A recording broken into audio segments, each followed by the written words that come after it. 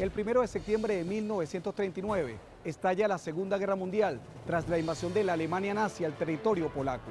Esta noticia va a tener hondas repercusiones en la Venezuela gobernada por el presidente Eleazar López Contreras. Para mayo de 1941, fecha en la cual el general Isaías Medina Angarita asume el poder, la guerra se balanceaba peligrosamente en contra de la causa aliada. Las fuerzas del eje combatían victoriosamente, llevando a cabo una ofensiva avasallante por Europa y África. Para mediados de 1941, preparaban la Operación Barbarroja, la cual consistía en la ocupación y destrucción de la Unión Soviética. A finales de este año, el Imperio del Japón ejecuta un ataque a gran escala a la base estadounidense de Pearl Harbor, ubicada en las Islas Hawái, precipitando de esta forma la entrada de los Estados Unidos en la guerra. En este panorama, nuestro país va a desempeñar un papel crucial en la contienda, especialmente porque entre los países de América Latina figura Venezuela como una de las naciones estratégicas más codiciadas por la fuerza del eje.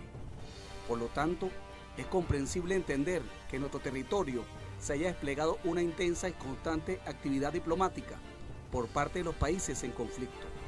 Por motivos de orden estratégico, Venezuela interesaba enormemente a los nazis por su posición geográfica, ubicada en el norte de la América del Sur, con extensas costas en el Mar Caribe y con numerosas bahías abiertas, capaces de servir de bases a operaciones navales y aéreas de gran envergadura contra el Canal de Panamá, llave estratégica de primer rango que facilita la ruta de suministro aliado entre el Océano Atlántico y Pacífico. La razón de orden económico radica que nuestro país es el principal proveedor de petróleo de la maquinaria bélica aliada. En febrero de 1939, el gobierno de Eleazar López Contreras, en solidaridad a los pueblos perseguidos y exiliados por la barbarie nazi, permitió el ingreso al país de un grupo de judíos que habían salido de Alemania y que fueron rechazados en distintos puertos del continente, por la latente amenaza de volver a los puertos alemanes, donde les esperaba una muerte segura en los campos de concentración. En 1939, Puerto Cabello desempeñaba un papel de gran importancia para el comercio entre Venezuela y Europa.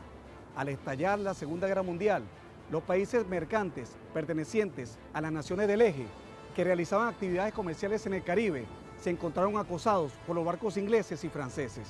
A estas embarcaciones les resultaba imposible regresar a sus países de origen.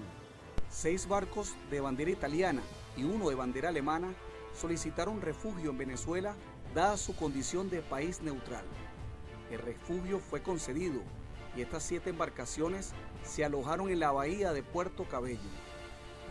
El 30 de marzo de 1941, el gobierno de los Estados Unidos ordenó la incautación de todos los barcos alemanes e italianos que se encontraran en su territorio e instó a los países de todo el continente a seguir su ejemplo. Esta información fue interceptada por la inteligencia alemana e italiana, dictando la orden de incendiar y echar a pique a sus embarcaciones, siendo enfáticos en no permitir bajo ninguna circunstancia que estas embarcaciones cayeran en manos enemigas. Orden que obedecieron con prontitud, causando una gran tragedia en este importante puerto venezolano. Aún hoy en día podemos observar en Isla Larga, frente a las costas de Puerto Cabello, vestigios de estos acontecimientos, con los restos del carguero alemán Sesostris. En cuanto a las actividades nazis en nuestro país, el diputado Luis Lander, en julio de 1942, denuncia ante el Congreso Nacional lo siguiente. Después de que Hitler llegó a ser canciller del Reich alemán, se hicieron en Venezuela los preparativos definitivos para la fundación oficial y abierta del partido nazi. Hasta 1936, este partido contaba en Venezuela con 86 miembros activos, de los 2.000 alemanes residentes en el país. Pero este pequeño grupo, por su influencia y sus recursos políticos y económicos, logró preparar hábilmente el terreno para futuras actuaciones de envergadura, creando la Casa Parda, la Organización de la Ayuda de Invierno, el Frente del Trabajo Alemán, la Juventud Hitlerista, la Juventud Femenina Alemana, colocando las escuelas alemanas bajo la jefatura nazi. Además, se ultimaron todos los preparativos para enviar a los miembros inscritos del partido nazi en Venezuela a efectuar en Alemania cursos especiales de instrucción, durante los cuales se adiestraban a sus militantes en métodos de propaganda política, organización militar, policial y espionaje.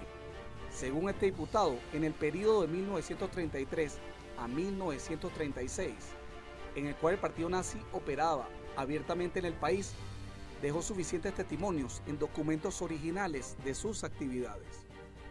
Por otra parte, el diputado García Arocha, durante su intervención ante el Salón de Sesiones del Congreso Nacional el 13 de julio de 1942, señala: ya hace algún tiempo se nos ha informado, aunque sin tener confirmación, de que los nazis trataban de construir en varios sitios del país campos de aterrizaje secretos, camuflados de plantaciones de hortalizas. Pero, dada la importancia del asunto, es evidente que actúan en relación con este propósito con mayor cuidado y secreto. El historiador falconiano Alibret Martínez, en su obra Aquella Paraguaná, nos describe con gran detalle la ofensiva alemana sobre el territorio nacional con la llamada Operación Neuland o Tierra Nueva. En la madrugada del 16 de febrero de 1942, submarinos alemanes torpedearon frente a las costas de Paraguaná a 7 barcos petroleros de bandera venezolana. La agresión tuvo trascendencia internacional por ser el primer ataque alemán a un territorio del hemisferio occidental. Desde el momento en que se conoció la noticia en Caruribana, la gente comenzó a emigrar hacia los campos debido a la magnitud del suceso. Las primeras informaciones recibidas mencionaban al tanquero Monagas como el más dañado. Después se conoció del ataque de los buques San Nicolás, Tía Juana, Pedernales, San Rafael y Arkansas.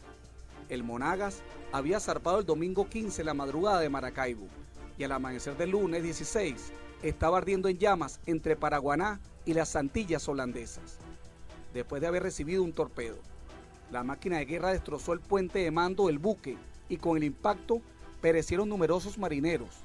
Testigos aseguran que el capitán murió carbonizado y otro oficial cayó por la popa y fue alcanzado por la propela. En el puerto de Las Piedras se encontraba el buque General Urdaneta, al mando del teniente de navío Wolfgang Larrazábal. Al enterarse del ataque, zarpó rumbo a Curazao, rescatando numerosos sobrevivientes del ataque alemán. En vista de la peligrosa situación, la Unión de Marineros Petroleros y Mercantes de Venezuela ordenó el fondeo en Maracaibo de los buques Salina, Urdaneta, Aragua, Zapara y otros. Después del ataque, 4 bombarderos persiguieron a los submarinos, lanzando varias cargas de profundidad para su eventual destrucción. Este ataque certero y traidor a nuestra patria produjo una enérgica protesta por parte del gobierno del presidente Isaías Medina Angarita. El 24 de febrero de 1942, el ministro de Relaciones Exteriores de Venezuela, Caraciolo Parra Pérez, envió una nota condenatoria al encargado de negocios de nuestro país en Berna, con el propósito de que el gobierno suizo formulara la queja ante la Alemania nazi por la muerte de estos venezolanos. Entre 1942 y 1944 fueron hundidos en el Mar Caribe 400 buques aliados, de los cuales 69 fueron atacados en aguas venezolanas. El alto mando alemán desplegó para esta operación 96 submarinos, de los cuales 8 oficialmente fueron hundidos, varios de ellos en nuestras aguas territoriales. Los acontecimientos vividos durante la Segunda Guerra Mundial en nuestro país es quizás uno de los capítulos más desconocidos por los venezolanos. Venezuela, consciente de su importante posición geoestratégica y como principal surtidor petrolero de los países aliados, logra obtener un conjunto de ventajas, como la reforma petrolera de 1943 y la devolución de la isla de Patos, la cual se encontraba bajo la ocupación británica. Es de gran importancia el entendimiento y conocimiento de esta etapa de la historia venezolana para lograr una mayor comprensión de nuestra noción de país y reflexionar acertadamente sobre el vital desempeño de Venezuela durante la Segunda Guerra Mundial.